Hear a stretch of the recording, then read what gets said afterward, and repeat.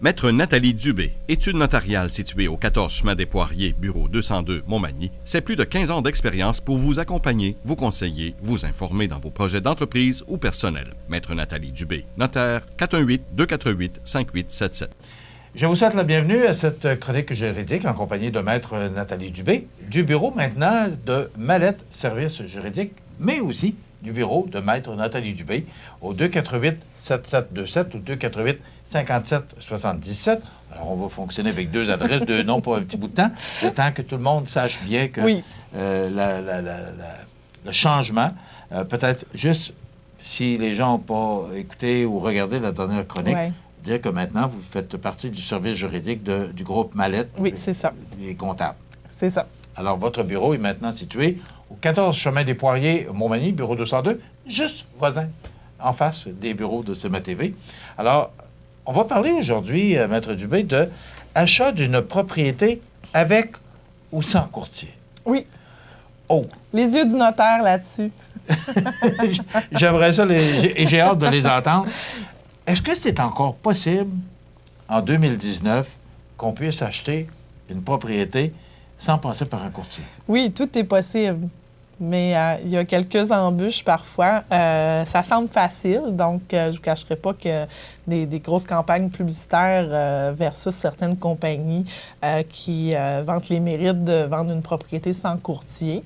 Moi, je voulais un peu apporter du côté du notaire comment on travaille lorsqu'il y a un courtier, lorsqu'il n'y en a pas, quelles choses à penser, c'est quoi les avantages, les inconvénients. Donc, je voulais vous parler un peu de ça.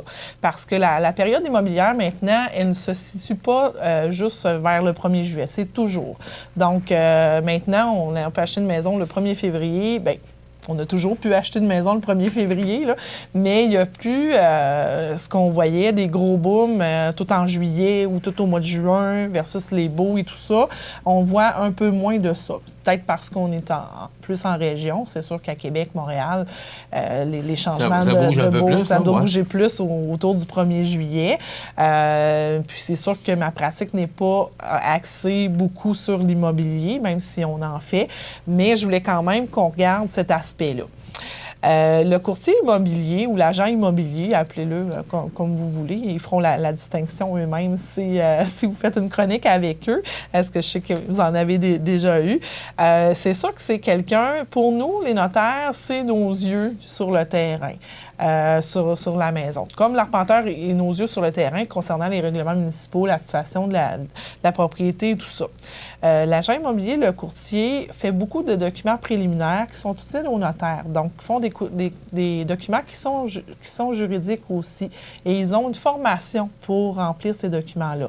Lorsqu'on achète une propriété, que ce soit une terre à bois, une maison, un chalet, il y a des documents à remplir, puis c'est pas simplement remplir un formulaire.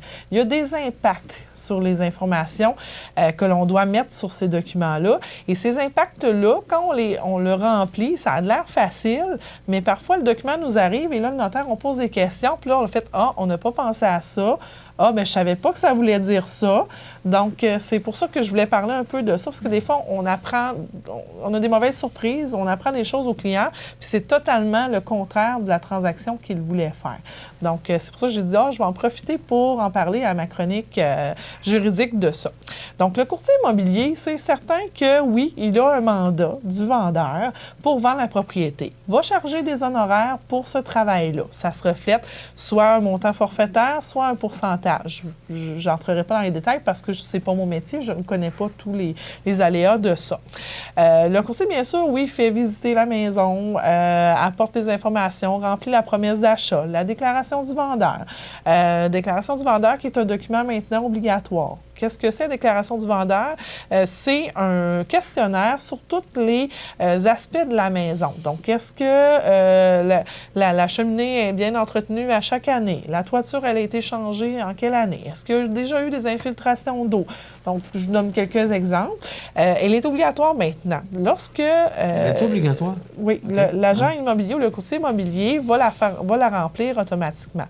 Lorsque les gens font leur propre promesse d'achat, parfois oublient de faire remplir ce document-là et ont des mauvaises surprises lorsqu'ils prennent possession de la résidence. Ah, il y a des infiltrations d'eau. Il ne me l'a jamais dit. Mais on n'a peut-être pas pensé à le dévoiler aussi. Il y a des choses aussi qu'on doit... C'est pas toujours fait, là, dans... C'est pas fait de mauvaise foi. Faire, là. Non. C'est loin d'être de la mauvaise foi. C'est seulement juste un manque d'information ou des choses qu'on pense qui ne sont pas importantes versus la résidence, mais qui sont importantes au niveau juridique.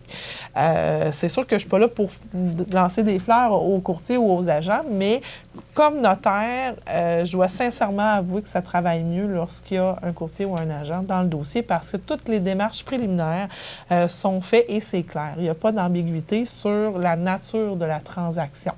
Parce que, je veux dire, bon, le notaire a dit ça, elle veut sauver de l'ouvrage et tout ça. C'est pas nécessairement pour ça, mais il y a tellement de ramifications, tellement de détails maintenant que c'est pas drôle, hein, d'acheter une maison, tu as 2 professionnels impliqués, même parfois plus. Donc, toutes les démarches préliminaires sont faites par l'agent. Il y a plusieurs vérifications qui sont faites aussi et le notaire revérifie d'autres choses ou consolide les informations que l'agent a mis dans ses documents. Puis, c'est important, des fois, même à 2 paires de yeux ou 3 paires de yeux, il nous échappe des choses tant qu'il y a des détails à vérifier lorsqu'on fait l'achat d'une propriété. Parfois aussi, on demande, un des éléments que je peux parler, c'est le projet des acheteurs. Les acheteurs, parfois, ont des projets futurs avec leur résidence qu'ils veulent acheter ou leur terre à bois ou carrément le terrain et n'ont pas vérifié la réglementation nécessaire, à savoir si leur projet ils doivent obtenir un permis, est-ce que c'est zoné agricole, est-ce que ça ne l'est pas, est-ce qu'ils ont le droit de l'utilisation qu'ils veulent faire, ils ont le droit d'ajouter un garage, un cabanon, un 2e étage, un 3e étage. Donc, c'est toutes des choses que lorsqu'un agent ou lorsque même que vous parlez à votre notaire avant de faire une transaction. Là, oui, je parle d'argent courtier immobilier, mais le notaire peut faire aussi les documents préliminaires si vous leur en donnez le mandat. C'est tous des points qui vont être soulevés, qui vont vous faire penser, est-ce que votre acquisition est bel et bien au bon endroit? Est-ce que le terrain que vous avez choisi, les possibilités de faire votre projet est là? C'est sûr qu'un acheteur averti peut faire ces vérifications là tout seul. Je ne dis pas qu'il n'y a pas des gens qui ne seront pas capables de le faire eux-mêmes, mais parfois, juste d'être appuyé par quelqu'un qui nage là-dedans tous les jours, c'est plus facile. Mais vous avez vécu aussi d'expériences que d'autres clients peuvent avoir vécu. Oui, c'est ça. Qui peuvent aider le client actuel dans sa démarche. Exactement. J'ai parfois, tu sais, on a beau donner je fais des règlements de succession, on donne des conseils. Moi, je donne des conseils aussi aux liquidateurs. Si jamais ils ont à vendre la maison dans le cas de la succession, on donne toujours des petits conseils, mais faites attention, vendre sans garantie légale et tout ça. Donc, vendre la maison, je reçois l'offre d'achat. Il n'y a aucune mention sur la garantie. Donc, il y a une présomption que la garantie légale est donnée. Donc, ça veut dire que le liquidateur et ou les héritiers se sont engagés à une garantie de qualité et contre les vices cachés aussi sur cette maison-là, une maison qu'ils n'ont pas habitée, qu'ils ne connaissent pas. Donc, parce qu'ils ont rempli le document tout seul et ont oublié ce que le notaire avait dit ou il n'y a pas de phrase comme telle dans l'offre d'achat où est-ce qu'on coche garantie ou pas. Donc, ça passe tout droit quand on ne le sait pas, ce qu'il faut mentionner, la garantie. Est-ce que c'est ça, la garantie légale? La garantie légale, c'est une garantie complète où est-ce qu'on a la garantie de qualité et la garantie contre les vices cachés aussi. Donc, c'est qu'on vend une maison qui, si jamais il y a un problème de vices cachés, vices de construction, on peut revenir contre le vendeur et réclamer les sommes qu'on a eu à débourser pour réparer le vice. C'est sûr qu'il y a tout qu'un monde autour de ça. Oui, mais c'est ça. Les vices cachés peuvent en avoir des dizaines? Un vice caché, c'est un vice que même un inspecteur professionnel n'aurait pas vu dans le cadre de son inspection. Si je vous donne généralement ce que c'est sûr qu'il y a ça des faits de jurisprudence, il y a des cas particuliers aussi, mais un vice de construction pourrait être un vice caché. Là. Donc, c'est important la garantie aussi. On a parlé du zonage aussi. Donc, c'est sûr que le courtier, l'agent a la formation nécessaire pour amener les clients le plus possible vers le projet qu'ils ont choisi, avec la bonne résidence, les bons documents et qu'il n'y ait pas de problème par la suite. Parce que notre rôle à nous, comme notaire, oui, on peut avoir le mandat de faire l'offre d'achat, déclaration du vendeur, vous accompagner là-dedans, puis on va l'accepter avec plaisir si vous nous demandez. C'est sûr qu'on n'ira pas faire visiter des maisons, c'est pas dans le cadre de notre travail, mais faire la documentation, on peut le faire comme les courtiers, mais on préfère plus être vraiment dans notre rôle de conseiller lorsque vient le temps de vous recevoir pour votre financement et pour votre acquisition. Donc, c'est pour ça que je dis que le courtier, il est là aussi lors de la transaction pour s'assurer que si jamais il y a des questions versus les visites ou certains éléments de la résidence, bien, il la connaît par cœur, la maison, parce qu'il l'a travaillé avec vous, vous avez donné les informations, vous a posé toutes les questions nécessaires. Et comme l'arpenteur et nos yeux sur le terrain versus la réglementation municipale, puis le positionnement de la résidence et des dépendances. Un peu ce qu'on voit dans la publicité, c'est les gens, le couple est là, puis ils jasent, puis ils relaxent, alors que le courtier s'occupe de leur maison. Mais vous parliez de financement. Est-ce que le courtier a le mandat, est-ce que ça fait partie de son mandat de s'occuper à trouver du financement ou à aider les clients dans le financement parce que vous êtes le lien? Autrement dit, c'est que lui, il est le lien entre vous et les clients. Pour que le tout se complète. Pour que le tout se complète. Le courtier, lui, ne recherche pas du financement pour les clients. C'est pas dans son rôle. Je sais que certains courtiers qui sont aussi des démarcheurs, là, mais là, je ne connais pas toute la réglementation versus ces cas-là spécifiques. Là. On entend peut-être un nom en particulier là, à la radio et autres. Là. Mais le courtier, lui, ce qu'il doit obtenir dans son dossier, c'est la preuve que l'acheteur a le financement nécessaire, a les sommes nécessaires, les fonds nécessaires pour l'acquisition de la propriété.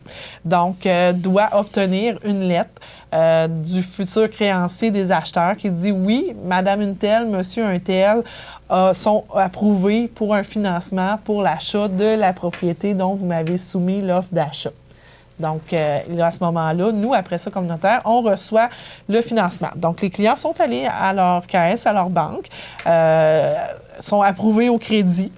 Et là, la banque ou la caisse transfère le dossier au notaire et là, le notaire prend la garantie.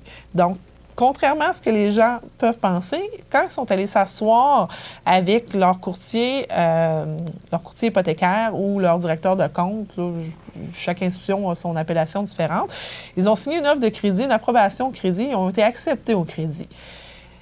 Ce que le directeur de compte nous transfère, il ne transfère pas un dossier tout prêt à signer. Là, on a du travail à faire, nous. Parce que des fois, les gens... On a de la recherche à faire. On a de la recherche à faire, puis on a des documents à produire. Parce que les documents ne sont pas produits. Parce que souvent, les clients nous appellent, bien là, j'ai passé à la caisse à la banque, il me reste à prendre rendez-vous, je veux venir signer. Bien, moi, j'ai pas juste fait print, puis là, c'est sorti, puis je vous fais signer. Venez signer, là, ça marche pas de J'ai même. une dizaine d'heures de travail à faire avant que vous venez signer. Donc, ce que là, on fait, oui, on fait la recherche de titre. On doit vérifier les taxes municipales, les taxes scolaires. On doit s'assurer que vous allez l'assurer, cette maison-là ou cette propriété-là. S'assurer qu'il n'y a pas d'autres hypothèques. Qu'il n'y a pas d'autres hypothèques dessus ou d'autres créanciers. Des fois, il y a des dettes même d'impôts de votre vendeur, vous ne savez pas. Et on doit produire le contrat de prêt, l'acte hypothécaire, un document pour les assureurs. Puis, après ça, il faut faire le rapport pour demander les fonds. On produit l'acte de vente, on produit le mémoire de répartition. Donc, le mémoire de répartition, c'est des taxes municipales, taxes scolaires. Des fois, il y a du gaz, des fois, il y a de l'huile à chauffage, des fois, il y a du propane. Et on fait le déboursement aussi. Donc, la somme d'argent, le prix de vente, il s'en va pour payer quoi, puis il vous reste quoi à la fin. Puis du côté de l'acquéreur, bien, j'ai reçu cette somme-là et cette somme-là qui donne le prix de vente total. Ça passe vite, Maître Dubé, il nous reste 2 minutes. Juste pour dire, quand on n'a pas de courtier, qu'est-ce qui arrive? Qu'est-ce qui arrive? Bien, c'est sûr qu'il existe des offres d'achat que vous pouvez retrouver sur Internet, qu'on peut remplir et tout ça. C'est plus périlleux. Vous allez avoir un travail plus pointilleux à faire. C'est sûr qu'on va faire plus de vérifications, on va poser plusieurs questions. Puis là, souvent, ce qu'on se fait répondre, bien, j'ai tout dit ça à mon directeur de compte ou j'ai tout dit ça à mon vendeur. Mais vous allez nous trouver talent parce qu'on va poser encore plus de questions quand c'est une promesse d'achat que vous avez fait vous autres mêmes parce qu'on veut s'assurer. Moi, j'ai une obligation de résultat comme notaire. Si je ne vous livre pas le résultat que vous m'avez demandé, vous pouvez me poursuivre. Je suis responsable. C'est une des professions la pire pour ça, notaire. Je suis responsable que ce soit un résultat positif. Donc, s'il y a de quoi qui ne marche pas, je peux être tenue responsable et je peux avoir à vous dédommager. Fait que c'est certain que vous allez me trouver tannante avec mes questions, mon équipe aussi, parce que je vais vouloir m'assurer que tout et ce que vous avez mis sur votre achat, c'est vraiment ce que vous vouliez dire.